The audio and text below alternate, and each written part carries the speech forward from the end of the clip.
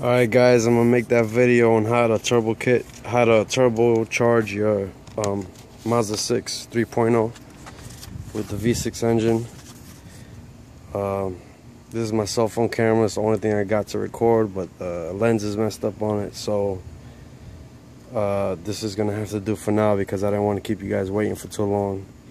I finally got some time to make the video, so I'm gonna just try to go through it quick. First thing you need to do is find somebody to fabricate your turbo piping and manifolds to hold the turbo in place.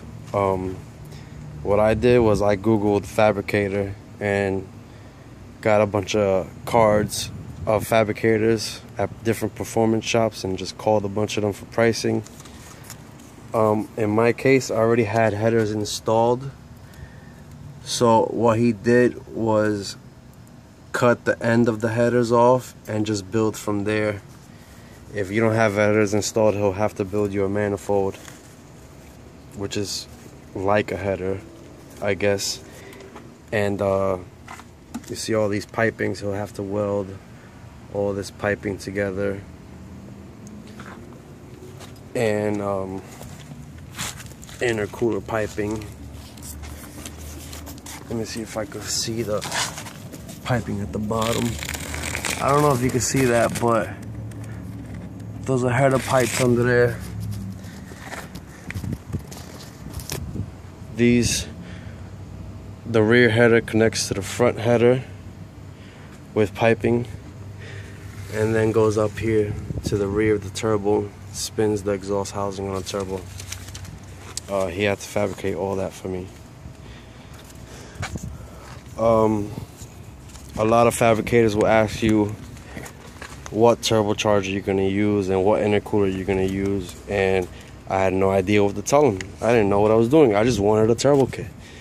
So I'm going to tell you guys what I got so that you can have some type of reference. This is a GT35 82R turbo. GT35R is what it's called.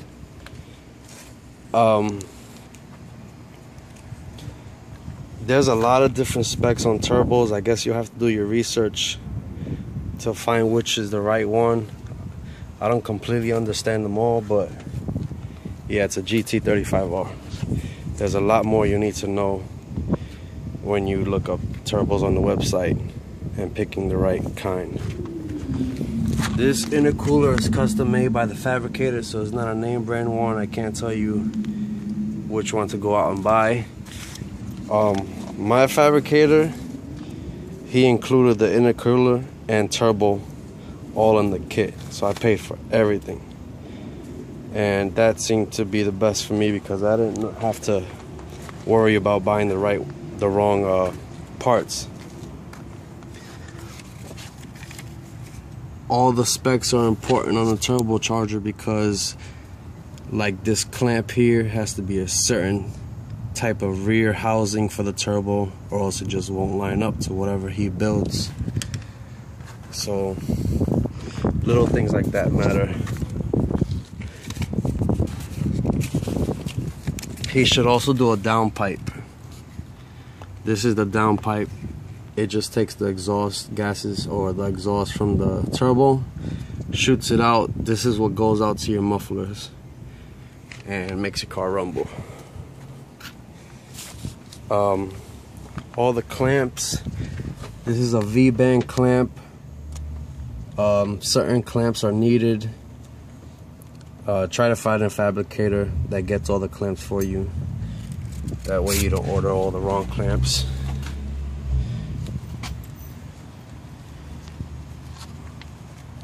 This is my blow-off valve. It's a HKS special edition black color blow-off valve. It's a super sequential, so I guess you could change out the front piece so that the blow-off valve makes different noises. You need that to relieve the turbo pressure whenever you let off the throttle. Let me see if I can show you the wastegate. That purple thing right there, that's tile 38mm wastegate. Alright, see the holes coming out of it?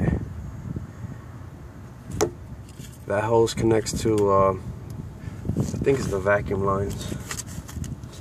But you need yourself one of those. That was also included in my kit. Like I said, I suggest you find a fabricator that includes all this in the kit that he builds for you. That way you don't gotta worry about getting anything wrong.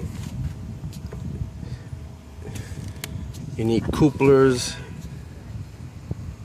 That red coupler, you need the right size couplers for your piping and intercooler piping and everything. The fittings, I learned there's a whole bunch of different type of fittings, sizes and whatever.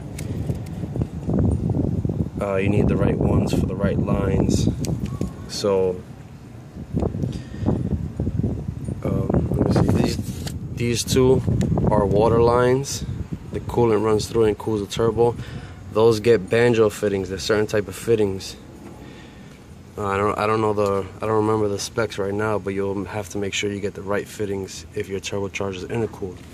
This middle one right here is an oil line. That oil line size has to match that fitting size, so you gotta make sure you get the right one for the right turbo. That oil line goes to, you can't see it, but I got a Pro Sports oil sandwich plate. You'll need that so your oil can go through and lubricate the turbocharger. One thing nobody told me as soon as I started my car when it was first turbocharged and tried to drive it, it drove really crappy. That's because I didn't gap my spark plugs.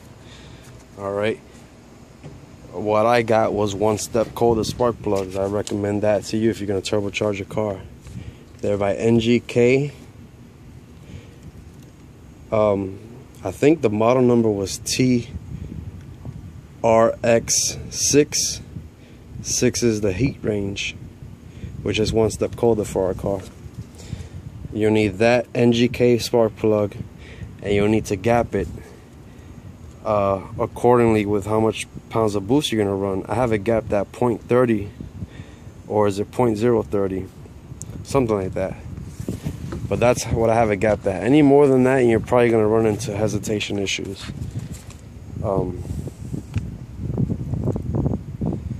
What else? You need bigger fuel injectors. Alright. You can't really see the fuel injectors, but they're in there. Alright, they're Ford Racing fuel injectors.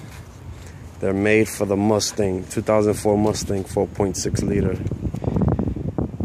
They're 32 pound an hour. That's what I did. I think those are plenty big. You could probably get away with a 28 pound an hour. I don't know, but mine's is 30 pound an hour. No, is it? I think it's 39. Oh God, sorry, I can't remember what it is, but I think it's 39 pound an hour fuel injectors. Ford Racing. Okay. You need a fuel filter for your inlet, for your turbocharger inlet. Not a fuel filter, a freaking air filter. This is my air filter. It's about 4 inches. It fits right on the inlet on turbocharger. Depending on what turbocharger you get, the housing, you get a 3-inch one, you get a 4-inch one. You'll need a certain air filter that fits that. I've sucked, in my last turbocharger, I've sucked a little rubber grommet right into the turbocharger and screwed it all up because I didn't have a filter on it or nothing. You don't need this, but it helped a lot. I have a vacuum block. That's the vacuum block. All my vacuum lines are connected to it, and it's connected to the brake booster and the intake manifold. This line right here is the brake booster. It's teed off to the intake manifold and the vacuum block. This runs off vacuum and boost to the boost gauge, wastegate, and boost solenoid. So it helped a lot. You don't need it, but I recommend it. You also want an oil catch can. I haven't installed it yet, but I have it because when I went to Dyno Tune, at a certain point we smelled oil getting burned, or we saw smoke coming out the exhaust. He said it's because I don't have an oil catch can, so I recommend getting one of those. You need an air fuel ratio gauge. I have a Pro Sport air fuel ratio gauge. It's the Evo series. You can get it at prosport.com. You'll need one of those, or any other name brand. That'll be used for tuning. Make sure your engine's running safe. Let's see what else you need. You'll need a tuner for your car. I think some people out there have unit chip. I don't know how that works or anything. I don't know if they're good, but what I and a lot of other Mazda 6 owners have is Power Mod. It's a Power Mod tuner. I got mine from the Great NY on the 6crew.com forums, or you can Google search Power Mod tuner and see if you find a website and see if you can order it from there. Okay, you'll also need a boost control solenoid if you want to control your boost. This is a boost control solenoid. Alright, this lets me use my laptop to control how much pounds of boost I want to run. My wastegate is set at 6 psi, so that means if I didn't have this boost solenoid, I'll just be running 6 psi all the time at wide open throttle. This boost solenoid lets me raise it up to whatever pounds of boost I want.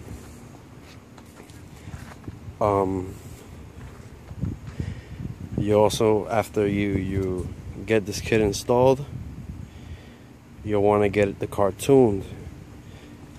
I drove it home without it being tuned, and nobody would recommend that, but I needed it to drive it right away. So I drove it, and I didn't get into boost or anything, but I ended up tuning it myself. And then later on I got it professionally tuned, so you'll probably want to get it professionally tuned from the beginning. Okay, at the tuning place they do a boost leak test to make sure you don't have boost leaks anywhere. I had a boost leak one time because I snapped one of the intake manifold bolts, and on the boost there was boost leaking out from there. So you want to get that done. The tuner will probably do it for you. First thing you want, I should have said this first, but the first thing you want to do is do a compression test. Make sure all your cylinders are up to the right compression. I don't know too much about it, but if it's not up to the right compression, you probably won't get all the power you need from it, or that you should be getting from it. Okay. You want to change your oil. I think at least every 2,000 miles. You don't want any contaminants running into this turbocharger, because it will screw it up. So I think a lot of people will change their oil at least the most 2,000 miles, every 2,000 miles.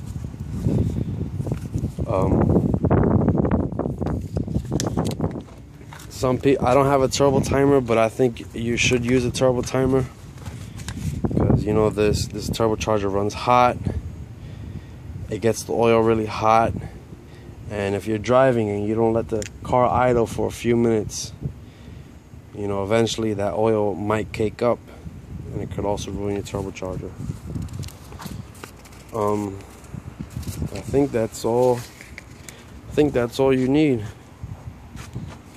I'm gonna replay this video, and if it's informational enough for you guys, I'll upload it. If not, I'll have to try to make another one when I end up getting a phone with a camera that looks better.